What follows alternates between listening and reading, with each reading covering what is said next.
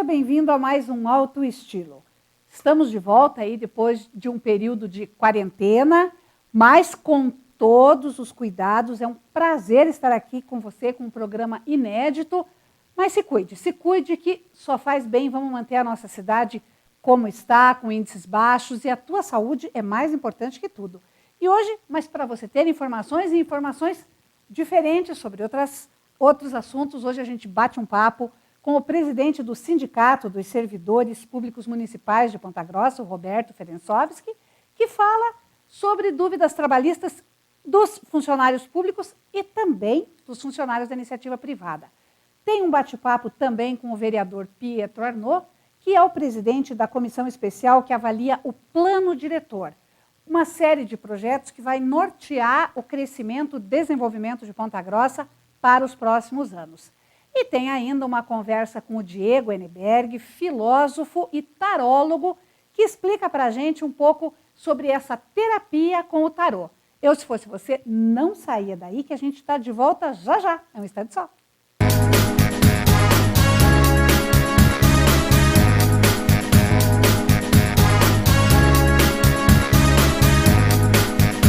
Estamos vivendo aí um momento bastante difícil, principalmente no setor do emprego, no setor de trabalho. Em Ponta Grossa, o principal empregador da cidade é a prefeitura. E os funcionários da prefeitura, são quase 10 mil, são representados pelo Sindicato dos Servidores. Embora haja estabilidade, nem por isso os desafios são menores para essa categoria. Para falar sobre todos esses desafios dos trabalhadores, eu recebo o Roberto Ferencovski, que é o presidente do Sindicato dos Servidores. Roberto, prazer te receber, seja bem-vindo. Obrigado, Ana, obrigado pelo espaço, por esse momento de falar não só aos servidores municipais, mas a todos os trabalhadores do município de Ponta Grossa. É porque tem algumas coisas, né, Roberto, porque a única diferença do servidor público da prefeitura para os outros setores é que ele só é admitido por concurso público ou cargo comissionado, digo servidor de carreira, sim, né? Sim, os servidores concursados. Só é admitido por concurso público e não pode ser demitido sem justa causa, né? Exato, essa é a grande diferença, né? E muitos falam assim, não, mas o servidor público tem a estabilidade, tem a garantia, não pode ser mandado embora. Ele não pode com ressalvas. O processo para mandar um servidor embora é diferenciado que na iniciativa privada. Mas ele pode sim, ele tem um processo disciplinar, responder ao processo administrativo e pode sim ser demitido. Mas sim, ele tem estabilidade, né, por força de lei, da Constituição. Então essa é a grande diferencial dos servidores. Mas neste momento, né, em que se trata da pandemia, a preocupação do servidor municipal com relação aos demais é praticamente o mesmo. Exatamente, que você tem diversas situações que são novidade para todo mundo, né? Novidade para o gestor, é novidade para o trabalhador. E eu vejo uma diferença do setor público que é bastante curiosa nessa relação trabalhador-patrão, porque na iniciativa privada, o trabalhador pode ser mandado embora e o patrão não muda. No caso dos servidores públicos, eu também sou servidora de carreira, é o nosso patrão que muda, né? A cada 4 ou 8 anos é o nosso patrão que... tem uma rotatividade do empregador e não do servidor, do trabalhador, né? Então, realmente é um diferencial, bem pensado, né? E é por isso que existe essa estabilidade, Roberto, para que esse servidor público não fique à mercê da vontade política do administrador? Sim, porque se nós não tivéssemos a questão da estabilidade, vamos pegar numa época de reeleição, um candidato a prefeito que está, né, com o mandato. Se os servidores não optassem pelo partido político ou votar nele, se poderia ter represálias com relação, ou mesmo durante o mandato do prefeito, se o servidor não fizesse alguma política, seja uma política de fiscalização, alvará, inspetor sanitário, não atuasse conforme a vontade do prefeito ou conforme a vontade do secretário, ele poderia sim ser afastado, ser demitido por uma questão política. De repente, proteger um ou outro setor, no caso da fiscalização, e assim por diante. Um professor que está em sala de aula, ele pode atuar conforme a diretriz ali da educação, a LDB ou da secretaria, mas ele tem todo o direito de atuar conforme ele deve seguir. Sendo um patrão que possa mandar embora. Então, se ele não seguir as normas ou orientação do prefeito ou da secretária, ele poderia ser afastado. Então, para preservar o direito do trabalhador de desempenhar sua função de forma, conforme é o contrato de trabalho, né? Conforme o que ele desempenha, né? E a gente vê, né, alguns momentos de muita crítica aos servidores públicos, que o servidor público é privilegiado, etc, etc. Tem muito funcionário, etc. Nós temos na Prefeitura de Ponta Grossa 9.500, quase 9.500 funcionários. Sim, contando com os comissionados. Então, contando com os comissionados. Só servidores efetivos em torno de 9.200. Só que toda a educação básica é municipal. Sim. E toda a gestão da saúde é municipal, né? Sim, a porta de entrada? Mais de 4.200 servidores no caso da educação, e em torno de 2.000 servidores, 2.100 na saúde.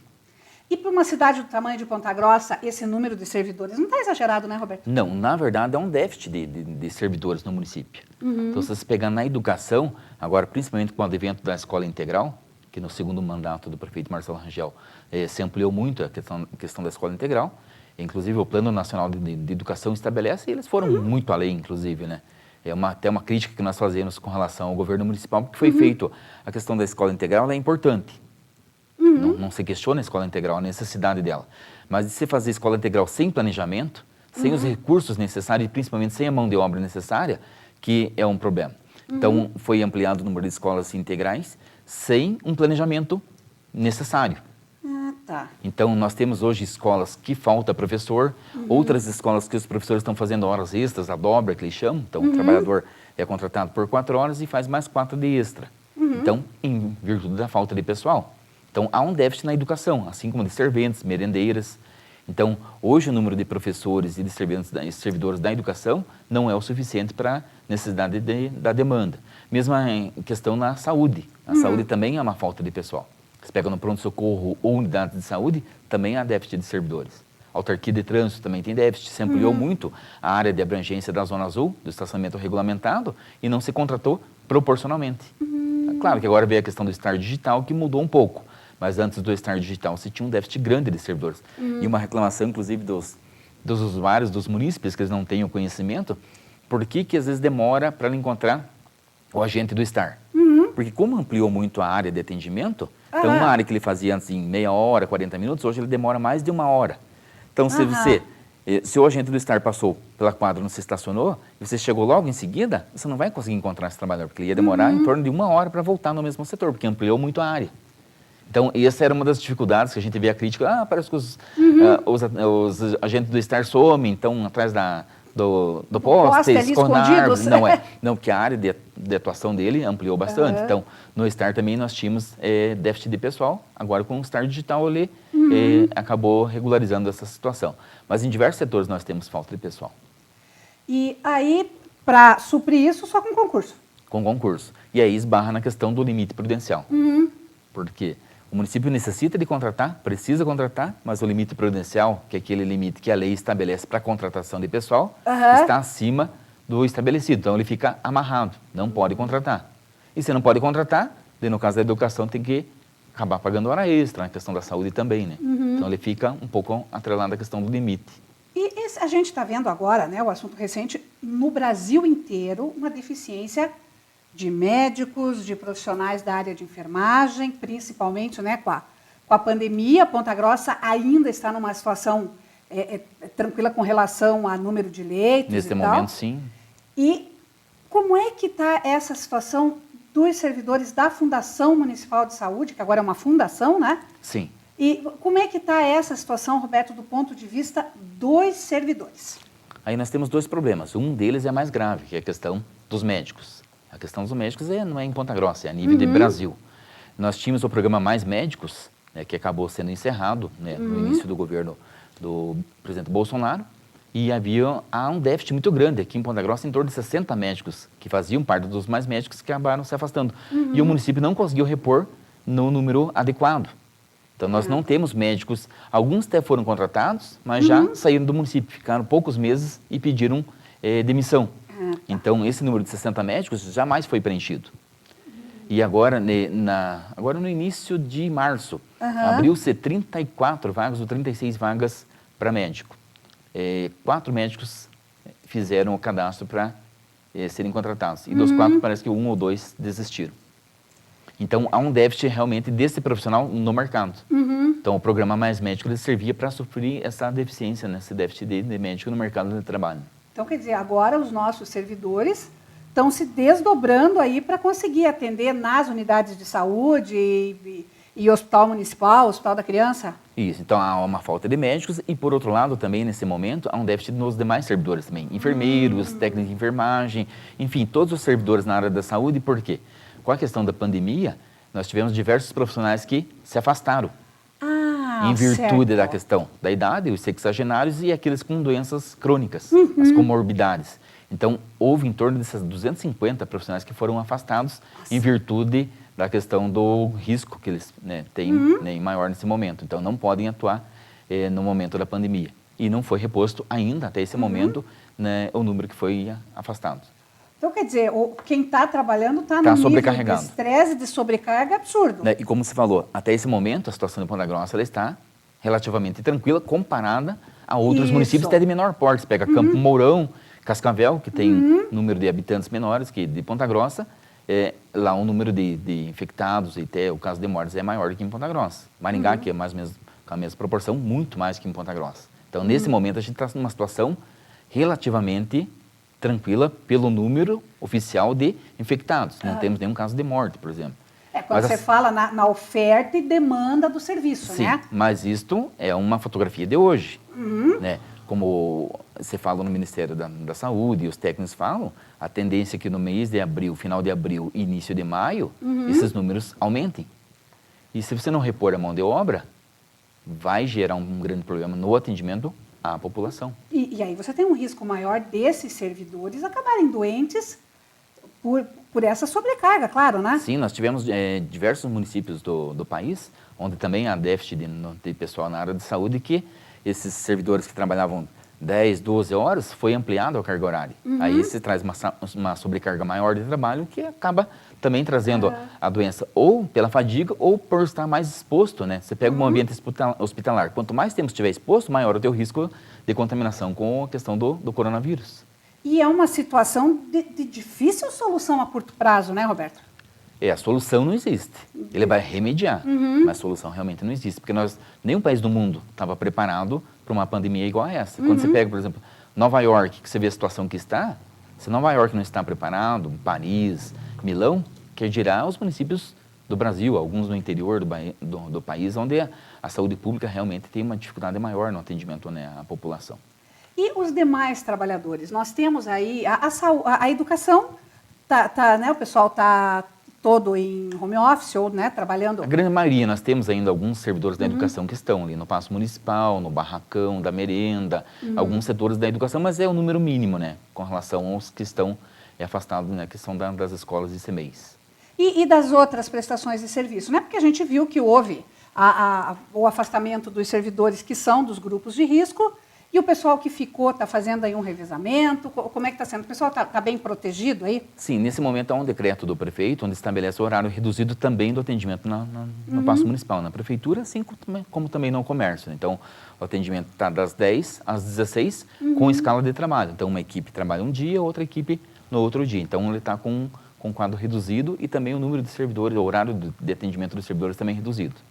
E os nossos servidores da prefeitura estão na mesma situação aí dos trabalhadores do Brasil inteiro, com a questão dessa medida provisória aí que acabou mexendo com o bolso e com mesmo com os nervos de todo mundo, né, Roberto? O pessoal, o servidor da prefeitura vai ter direito a esse saque do FGTS e fim de PIS/PASEP. Como é que ficou essa situação aqui? Sim, eles são duas medidas provisórias que atingem a maioria dos servidores, dos trabalhadores no Brasil. Então, tem a 936, que fala dessa questão da redução salarial, em 25%, 50% ou 75%, ou até a suspensão do contrato de trabalho. Então, o empregador reduz lá 50% do salário do trabalhador e os outros 50% o governo federal vai fazer como se fosse mais ou menos um seguro-desemprego. É feita uma média e é pago. Então, o salário do trabalhador não vai ficar igual era.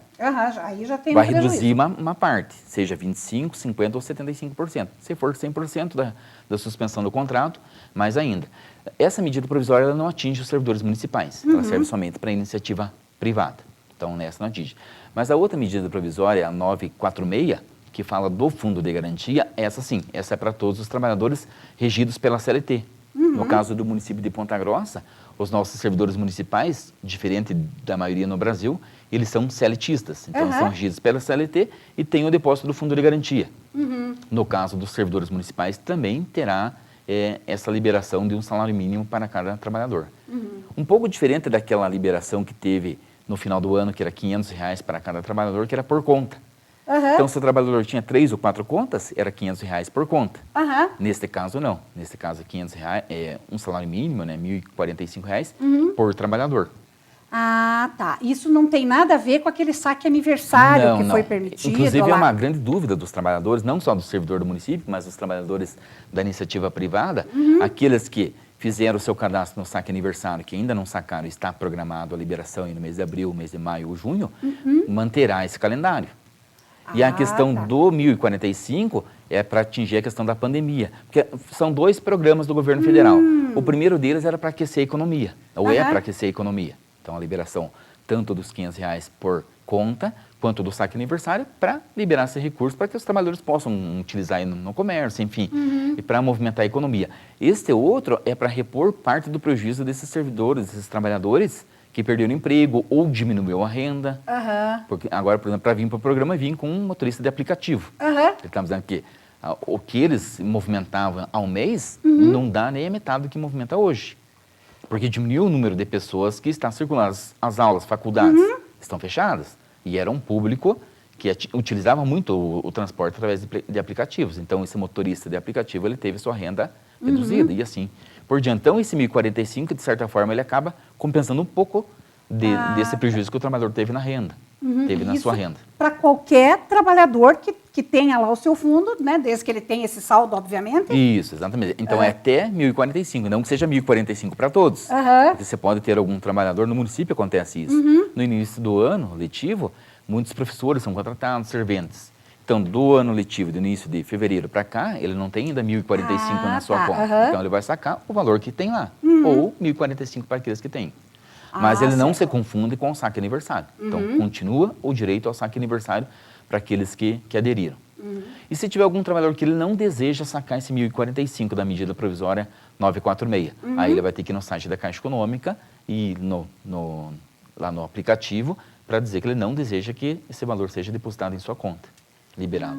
Que legal. Nossa, Roberto, adorei essa nossa conversa. Tinha muito mais coisa, tem muito mais coisa. Eu já fico com um convite para um próximo bater-papo. Esse ano é ano de eleição municipal. Sim, esse ano vai ser para os servidores municipais, né? Como você falou, o nosso patrão ele muda de cada 4 anos. Então, esse ano teremos eleições municipais, não se sabe ainda a data, né? Pela questão do coronavírus, ainda não está definida a data da eleição, mas teremos eleição em 2020, né?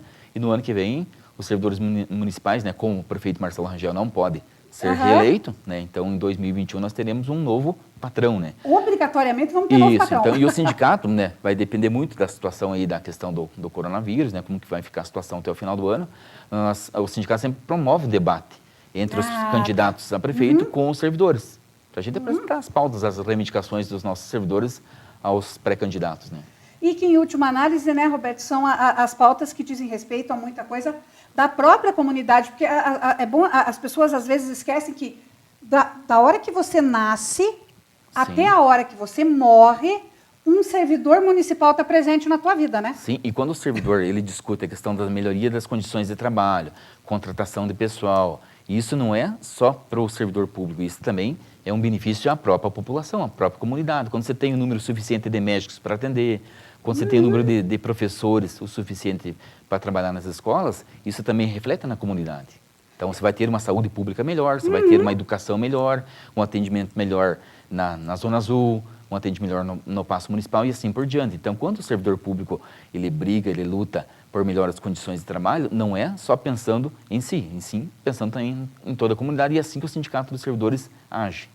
Jóia. A hora que a gente tiver os candidatos definidos, já fica um convite para um bate-papo aí para a gente dar uma analisada nas propostas que estão circulando por aí e o que o sindicato vai debater com isso. Combinado? Com certeza, assim que passa essa questão da pandemia, nós esperamos que seja o mais breve possível para que a gente possa fazer esse debate com os servidores e depois, na sequência, poder passar aí aos candidatos e também a toda a comunidade de Ponta Grossa. Né? Tá certo. Roberto, muito obrigada. Eu que agradeço, Ana. No próximo bloco, a gente vai falar sobre planejamento de Ponta Grossa para os próximos anos. Para isso, eu converso com o vereador Pietro Arnaud. É um instante só e eu já volto. Não saia daí!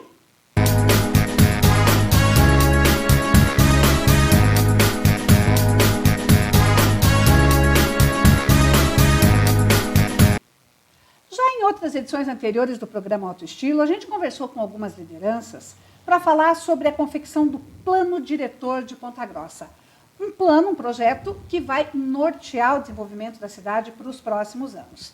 Agora, finalmente, esse plano foi enviado pelo Poder Executivo para a Câmara Municipal, foi montada uma comissão especial para analisar esse plano e o presidente é o vereador Pietro Arnaud, que eu tenho o prazer de receber hoje no programa. Pietro, seja bem-vindo. Muito bom conversar com você. Satisfação é minha estar aqui novamente conversando a respeito de um tema tão importante para a cidade de Ponta Grossa, né? Que precisa e sente uma necessidade já há muito tempo de ter uma organização dos seus espaços públicos, uma organização viária, uma organização da sua mobilidade urbana. Então, é fundamental a importância que nós debatamos e que a gente possa discutir com mais afinco esse plano diretor. Infelizmente, esse nosso debate, né? Acabou sendo prejudicado um tanto pelo coronavírus, né? Porque existe um princípio aí que tem que ser observado, que é da chama-se gestão democrática das cidades, que é amplificar de todas as formas e incentivar a participação popular nas discussões. Quer dizer, através das audiências públicas, por exemplo? As audiências públicas são exemplo. Primeiro é importante salientar que o plano diretor, que é composto de mais 10 projetos, ele trata de inúmeros assuntos, é uma política básica de todo o município que tem mais de 20 mil habitantes. O Estatuto das Cidades, que é a Lei 10.257, ele regulamentou o artigo 182 da Constituição, que é um capítulo específico que trata da política urbana, né? Só que Ponta Grossa deixou muito a desejar. Ponta Grossa é um ambiente que supostamente tem um plano diretor, né? Mas, na verdade, as principais alterações nas leis de zoneamento, uso e ocupação do solo são de 92, né? Então tem um plano diretor, que é um plano mãe, que nós temos um também agora para ser aplicado, para ser aprovado e ser debatido, mas tem vários anexos que nunca saíram do papel, que são importantes instrumentos de política urbana para transformar a cidade, para que a cidade possa cumprir a sua função social da propriedade, que é justamente a limitação que a propriedade sofre a partir da Constituição de 88, pelo artigo 5º e 170 da Constituição Federal. E isso, Pietro, se você pega um município como o nosso, que não foi planejado, que teve primeiro uma expansão horizontal muito grande, que muito lugar começou muito loteamento sem infraestrutura, sem pavimentação, sem nada disso, isso tudo entra no plano diretor? Quer dizer, agora o plano diretor vai ter que consertar, entre aspas, essa expansão desordenada que a gente teve? Olha, o plano diretor, a proposta dele conserta, com certeza absoluta. Nós temos umas coisas assim até meio surrealistas.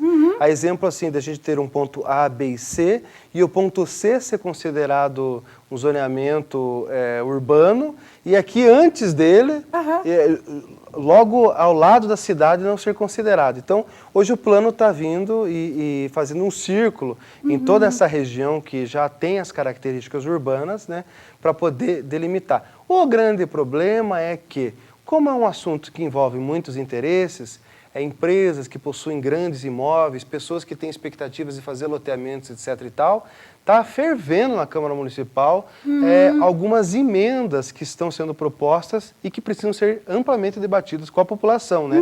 Que é quem tem o maior interesse de forma absoluta, né? Mas a gente está com essa dificuldade de fazer essa discussão com toda a nossa comunidade. Então, o plano, respondendo a tua pergunta, ele corrige, né, e organiza. Então, por exemplo, a faixa da Visconde de Toné, entre a rodoviária até o Santa Paula, se pretende ali que ela seja uma faixa onde seja possível trazer um conceito moderno de imposto progressivo no tempo, que é assim, aqueles imóveis que são sem utilização nenhuma, subutilizados, vão sofrer um aumento anual de imposto até 5 anos. Então, coisas muito boas tem no plano diretor. Sim, porque aí você vai fazer a ocupação mais ordenada e você vai também dar restringir um pouco a tal da especulação imobiliária, né? Quer dizer, Gerações que ficam ali com um terreno numa área nobre, juntando mato. Olha, eu acho que Ponta Grossa é a cidade da especulação imobiliária. Isso não é uma acusação que eu faço,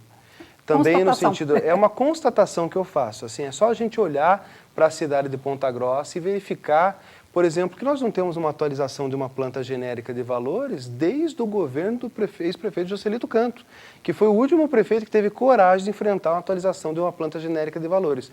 Aí só aumentou alíquotas e tal. Aí você tem no calçadão um imóvel que o valor venal dele é 20, 30 mil reais e vale R$1 milhão. Aí você tem num bairro, por exemplo, não vou citar nomes de bairro, né, mas imóveis valendo 16, 17 mil reais o valor venal. E o cidadão que acabou de construir, acabou de comprar uma casa, esse está pagando a partir de 200 mil reais. Então, assim, é uma coisa absurda, né? Além, sem contar dos vazios urbanos, né, que é uma coisa que é muito evidente, e dos terrenos que passa ano, entra ano e não são utilizados no centro da cidade, em descumprimento da legislação. Pietro, mas a análise desse plano diretor, de todos esses projetos, tem que ser uma situação macro aí que você junte interesses das mais diversas frentes, né? Olha, então, o que nós vemos, assim, normalmente, em qualquer cidade, é que existe muito conflito de interesses, né? Como a gente pode perceber.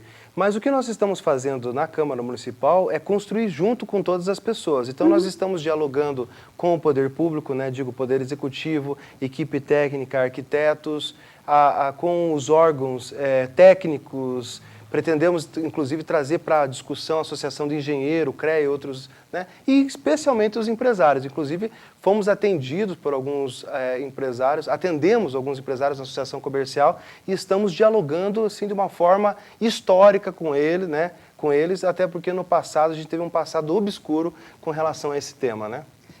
Eu lembro que, por exemplo, nós tivemos a Lei de Impacto de Vizinhança, que foi aprovada há pouco tempo, ela faz parte dessa construção do plano diretor? Então, a Lei do Impacto de Vizinhança é um exemplo do anexo do anterior plano diretor que deveria ter sido aprovado há 10 anos atrás, né?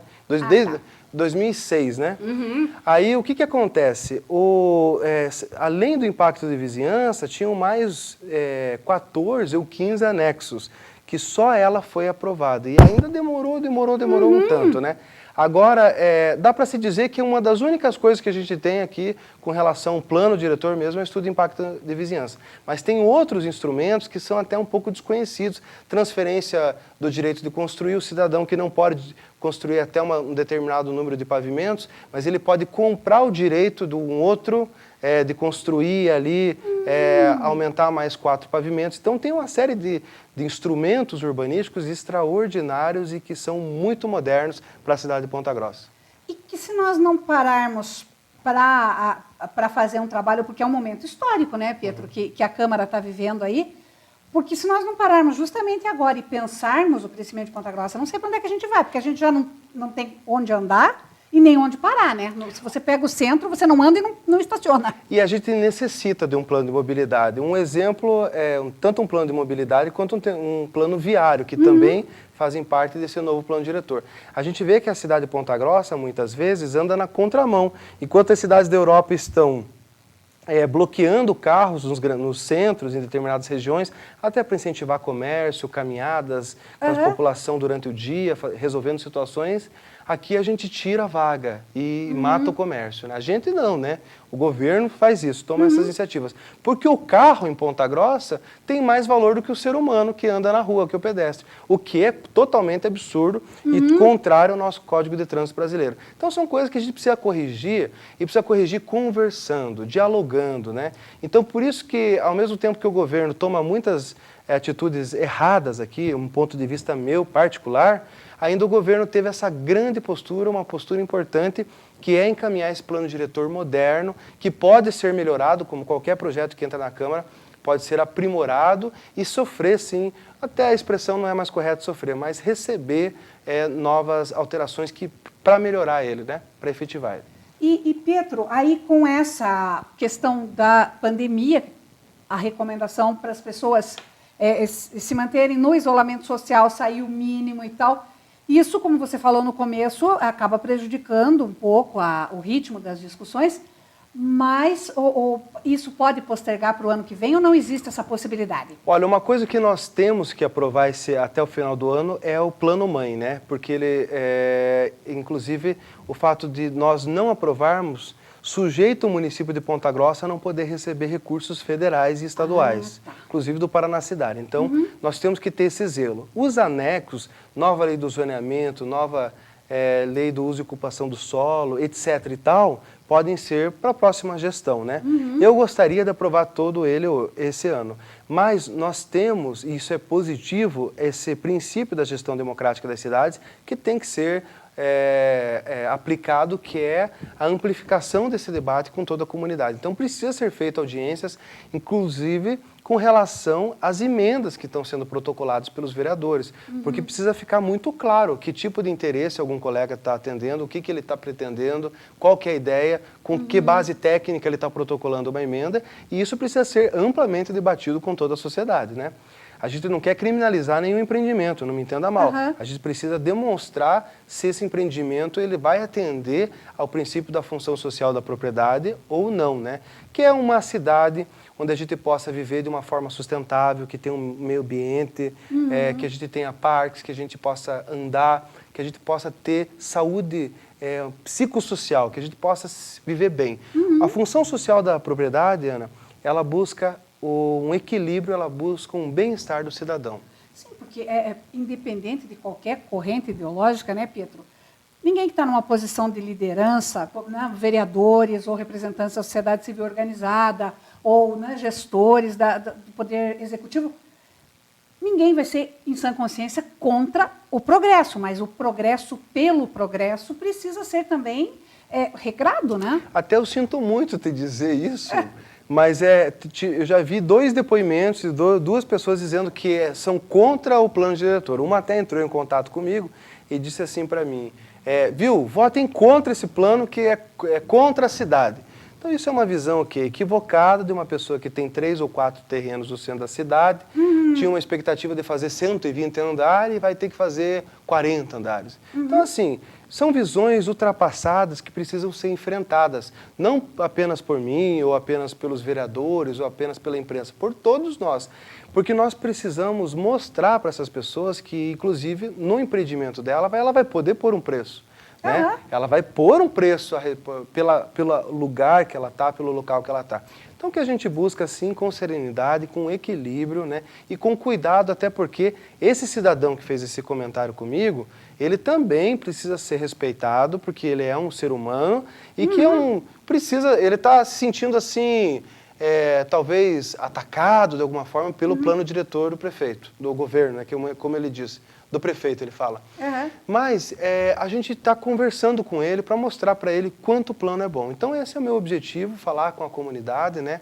Trazer um debate assim, o mais técnico possível e transparente. Então uma coisa que eu tenho garantido para todo mundo é que qualquer emenda que seja protocolada no plano diretor vai ser devidamente submetida e eu inclusive agora vou pegar essa semana que vem todas as emendas e imediatamente vou mandar uma cópia delas para o IPLAN, para o Ministério Público, para o Paraná Cidade, porque assim, tem que ser dado ampla divulgação. Então, para que a gente também evite qualquer tipo de interesse, né, um ou outro, né? E as pessoas, infelizmente, elas acham que é assim, né? Tem gente ligando para mim, pedindo para tirar um imóvel de uma área, né? Olha, eu não quero que... Você tem como resolver para mim tirar um... Então, isso é uma coisa assim que... Estou citando só para deixar triste. Brincadeira. Eu quero que você seja feliz, né? Estou brincando. Mas o particular não pode... Chega do interesse particular... Né? prevalecer sobre o comunitário, né? Olha, o direito administrativo e o direito urbanístico, ele tem um regime público, né? É um regime jurídico que a gente chama que tem 2 postulados. A supremacia do interesse público sobre o particular. A administração, ela está numa posição vertical com relação aos particulares que estão todos assim na horizontal e a indisponibilidade do bem público. Então, a gente não tem como discutir. O interesse é público, é coletivo, não é nada contra ninguém. E o nosso objetivo é o bem-estar, inclusive, desse cidadão que, eventualmente, esteja contrário ao plano diretor. E, Pietro, dá para se falar em termos de prazo? Já se tem aí alguma perspectiva de prazo para para a publicidade disso, para se debater mais e até para isso ir para o plenário da Câmara? Olha, o prazo de emendas está aberto, né? Eu estou pretendendo receber, então, essas documentações, essas emendas a semana que vem, como foram protocoladas algumas, parece que é mais de 22 ou 23, o Departamento Legislativo da Câmara está organizando tudo isso e vai repassar para nós. Quando repassar, eu vou fazer uma reunião que tem um relator geral, né, os nossos colegas, que é o vereador Rudolf, que é o vereador relator geral. Aí nós temos também o vereador George como membro e temos também o vereador Pastor Ezequiel, que também é o membro, e o Paulo Balancin. Então são 5 membros dessa comissão, eu sou presidente. E aí eu pretendo passar os relatórios, então, aí já para o vereador Rudolf e também fazer uma documentação oficiando todos os órgãos de interesse. CREA, Associação dos Engenheiros, para que todo mundo veja o que está acontecendo e eu também poder amplificar esse debate no plano diretor. E quem quiser passar alguma sugestão, alguma ideia, é só te procurar na Câmara, redes sociais, Isso, etc. Eu tenho pedido, inclusive, para as pessoas protocolarem, né? Porque para protocolar é mais interessante para nós, até para a gente comprovar depois que a população participou. De fato, o projeto já teve uma participação popular. Pessoas tiveram oportunidade de opinar e já tiveram mais de 60 reuniões públicas. Mas a gente quer fazer isso também na Câmara para poder, além de ampliar esse debate daquilo que já foi debatido, também debater as alterações, algumas poucas alterações que foram feitas pelo prefeito antes de mandar o projeto para a Câmara e também dessas novas emendas que chegaram recentemente na Câmara Municipal. Tá certo, Pietro, muito sucesso aí para essa comissão, parabéns pelo trabalho de vocês e claro que a gente torce para que vocês acertem muito bem a mão, porque quanto melhor ficar esse plano diretor, melhor vai ser a nossa cidade, né? Grato, contamos com vocês. E eu quero agradecer novamente a oportunidade de estar aqui com você, né? Sabe que eu sou um admirador do teu trabalho. Obrigada. E estamos à disposição aí de toda a comunidade. Tá certo, Pietro, muito obrigada, foi um prazer. Prazer todo meu. E você confere no próximo bloco a conversa que eu vou ter com um tarólogo. Eu, se fosse você, não saía daí. Um instante só, eu já volto.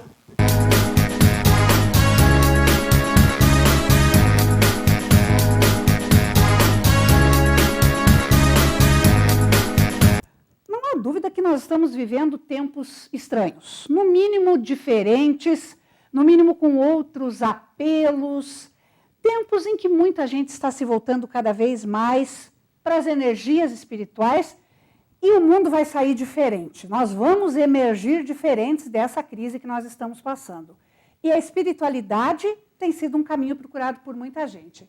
E a espiritualidade é um caminho que admite muitas estradas para se chegar ao mesmo objetivo. Entre elas, as terapias holísticas. E eu trouxe hoje para conversar com a gente o Diego Emberg, que é um terapeuta holístico, filósofo e quase psicólogo. É, quase psicólogo, tarólogo, né? Tarólogo, prazer te receber, Diego. Prazer é meu, Ana, de estar no seu programa. Que bom conversar com você também, estou muito feliz. As forças espirituais e místicas devem estar assim polvorosa. Nós estamos passando por um mundo, talvez alguns acreditam que seja um planeta de regeneração, né? Um mundo de provas e expiações para um mundo de regeneração. Acredita-se muito que as pessoas irão se regenerar nesse tempo, que as pessoas vão tentar coisas diferentes depois desse tempo. Então, agora, talvez as pessoas estejam muito olhando para dentro de si e para o que elas estão fazendo de si. Eu acho que o fazer de si é uma coisa mais importante, porque cabe um olhar para si próprio, né, Ana? E, Diego, quando a gente fala desse voltar para si, desse espiritual, independente do credo religioso, independente do que se acredite, o caminho é mais ou menos o mesmo, né? O caminho é mais ou menos o mesmo. Ou seja, o caminho é o bem, né? O bem, a felicidade, o bem-estar. Só que assim, né, Ana? Para eu querer o bem, eu tenho que fazer o bem, né? Muitas vezes. E fazer o bem nem sempre está associado, às vezes, para algumas pessoas. né? Então, por isso que eu digo que nós estamos passando de uma transição de provas e expiações, porque nós estamos passando por provas e expiações. Aham. E estamos passando para a regeneração. Ou seja, se nós vamos regenerar, aí é uma escolha minha, uma escolha sua. É uma escolha de cada um, né? Porque é um tempo difícil, as coisas estão muito difíceis, enfim, a gente busca auxílio, até quem não acreditava começa a acreditar nessa energia superior e o porquê que está acontecendo tudo isso. E aí a gente tenta entender, tenta explicar, muitas pessoas vêm em busca de algo, ou muitas pessoas querem respostas sobre algo, né? E o mais bacana é que, às vezes, muitas vezes, a gente só encontra a busca, só encontra aquilo que a gente busca, encontra as respostas quando a gente olha para si próprio. Né? E esse momento do tarô terapêutico, né, ou da terapia holística, que é o que eu faço, é o tempo, é o olhar em que as pessoas começam a olhar para si próprias. Elas têm respostas? Sim. Mas, às vezes, não são as respostas que elas querem. Entende? E não ser a resposta que elas querem, em alguns momentos pode ser assim, mas não era isso que eu queria escutar. Mas não é isso. A gente tem que escutar aquilo que é verdade. A verdade sempre prevalece, né? Então, assim, eu sempre digo que todo mundo que vem em busca de algo sai com algo. Seja aquilo que veio buscar ou não seja. Talvez, às vezes, seja um não, mas esse não é para um aprendizado, né? É a mesma coisa que a mãe que está ensinando a criança a fazer qualquer coisa. Ela tem que ser dura na queda. Às vezes ela tem que dizer, olha, meu filho, isso não é para você. Para a pessoa ver se ela sai daquele marasmo e passa. Porque nós temos o quê? Um universo de coisas para acontecer. Eu não posso ficar preso ao meu passado. Eu sempre digo que eu tenho que ver o presente e o futuro. O passado é o que passou, mas não deixa de fazer parte. Por quê? Porque ele também vem como ensinamento. Tem que aprender, mas não adianta você ficar debruçado em cima dele lamentando o que foi, né? Você tem que buscar, né? Tem que buscar, você tem que fazer coisas novas, né? Eu acho que esse é o momento mesmo de buscar coisas novas, fazer coisas novas. Diego, né? e as respostas que o tarô traz para quem vai fazer essa, pode chamar de consulta? Pode chamar de consulta ou... bom, geralmente a gente chama de consulta, mas preciso agendar um horário para fazer uma consulta. Sim, as respostas, né, Ana? Eu digo muito que a resposta, ela vem de acordo com como você está naquele momento. Né? Então, depende como é a energia daquele momento, como que estão as coisas naquele momento. Né? Se o meu padrão vibratório de energia está bom, as respostas podem ser que venham todas boas. Mas se o meu padrão vibratório está baixo, as respostas podem ser que não sejam tão positivas. Mas o interessante é que quando eu abro o tarô, que eu falo que é o tarô terapêutico, porque já se faz isso há muito tempo em outros lugares, e talvez em Ponta Grossa, as pessoas entendiam isso como o cartomante, aquele que lê a carta, aquele que prevê o futuro. Vê a sorte. Vamos ver a sorte. Eu sou artista, tá? Não é. Não é. Tem um significado, tem uma importância. Você tem que saber como que vai. Não adianta eu dizer assim, tal carta diz isso, mas ela tem uma sequência. E essa sequência, ela tem que saber ser lida. Né? Então, se eu não sei ler a sequência, como é que eu vou dizer para você assim? Tirar só uma carta, vamos tirar aqui a primeira carta aqui, ó. O louco, por exemplo. Ana, esse período é um período de muita modificação na sua vida, tal. Não adianta eu falar só com uma carta. Eu tenho que fazer a mesa real, que é o que eu faço. É o meu diferencial, que é o quê? Eu falo na mesa real, passado, presente, futuro. Falo amor, vida financeira, trabalho, filhos, enfim, tudo que envolve a vida de uma pessoa comum, tá? Passado, presente e futuro. O que aconteceu, o que acontece e o que acontecerá, tá? E essa leitura que você faz do tarô, isso é um dom da vidência, isso é ciência ou isso tem um pouco de tudo? Tem um pouco de tudo. Tem um pouco de tudo porque tem estudo, né? Tem estudo em cima do tarô, seja ele do qual for. Cada um traz um tipo de resposta, cada um traz um tipo de afirmação e cada um traz um tipo de significação, tá?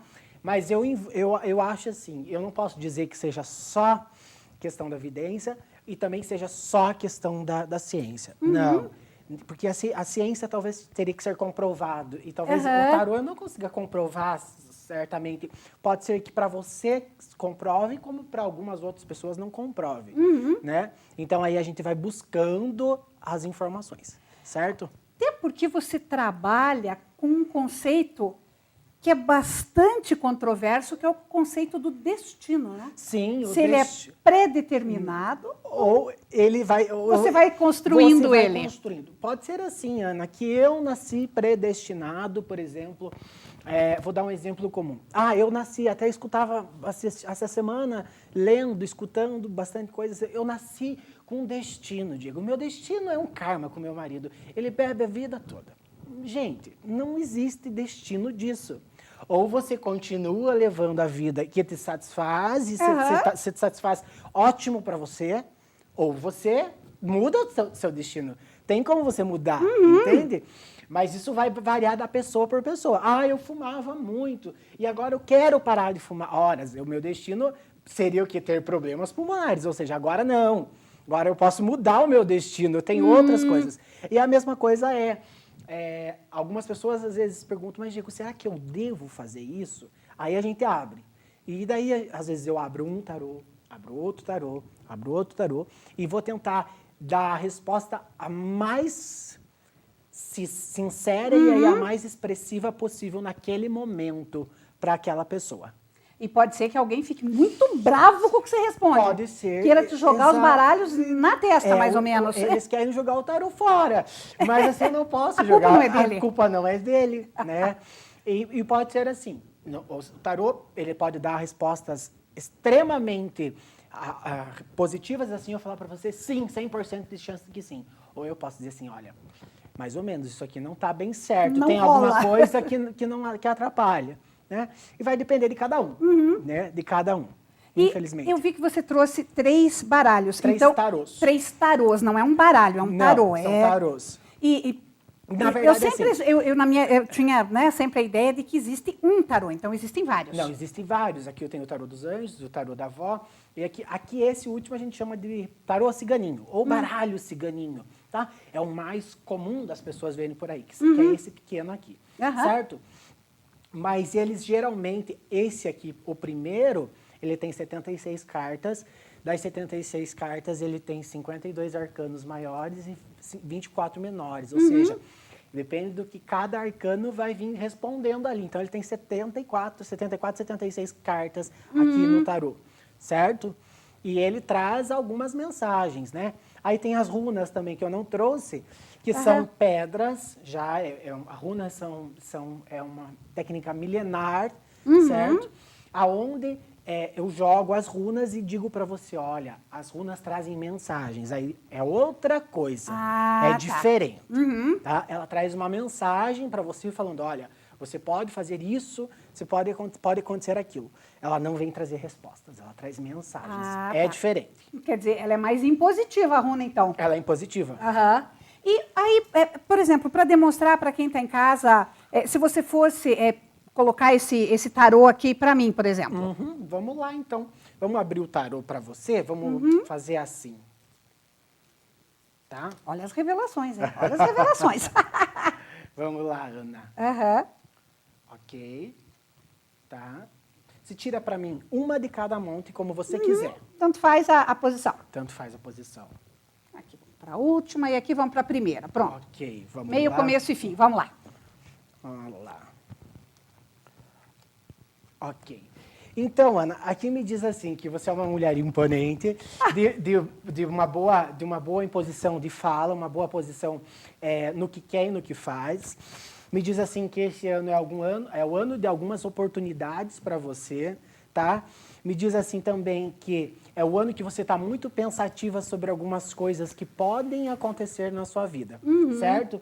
Me diz também que esse é o ano da prosperidade para você. Então, esse ano é o ano que as coisas prosperam e acontecem de uma maneira diferente.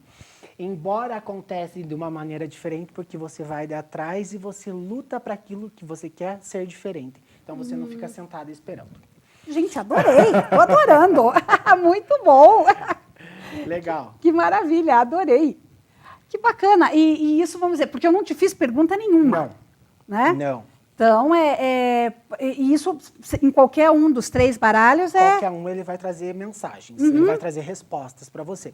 Eu sempre digo que eu sempre termino a minha leitura do tarô com uma mensagem, deixando uma mensagem para as pessoas, falando, olha, o tarô traz uma mensagem final dizendo para você isso, aquilo outro, tá? E Ai, você que legal. fechou o tarô, pronto. Aí não responde pergunta mais, acabou. Aquela consulta está encerrada. E se você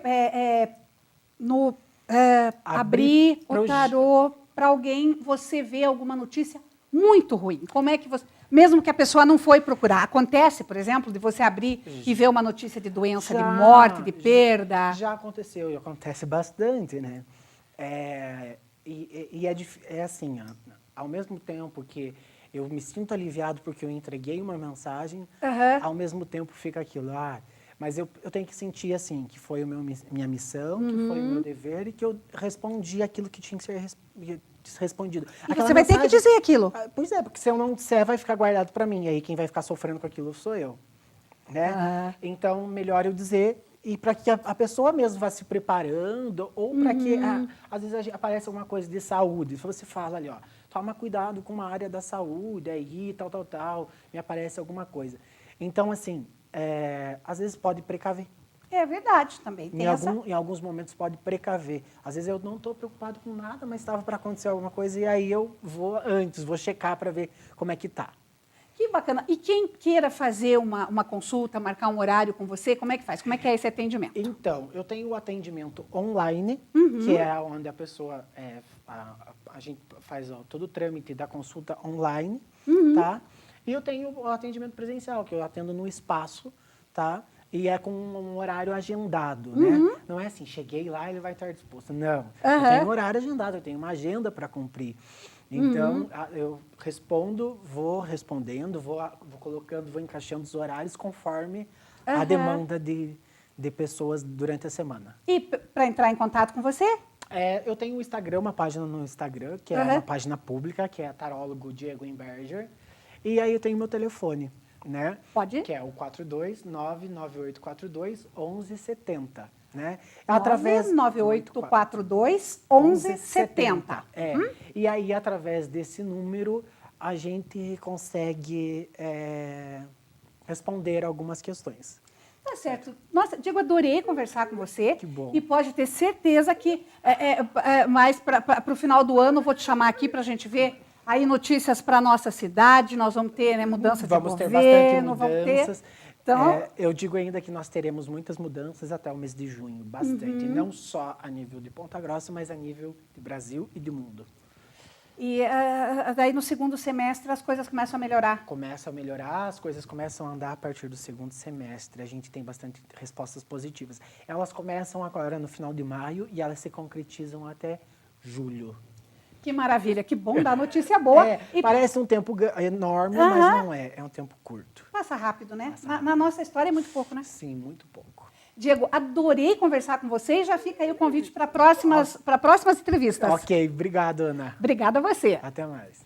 E o Alto Estilo de hoje fica por aqui. Lembrando que o nosso e-mail é programaautoestilo@gmail.com. Telefone 991323536. Quero deixar um grande abraço para o pessoal de New Hair Design, nossos parceiros. Para você que está em casa, muito obrigada pela companhia. Foi uma alegria a gente poder voltar a conversar aqui nesse nosso espaço e eu te espero semana que vem. Até lá!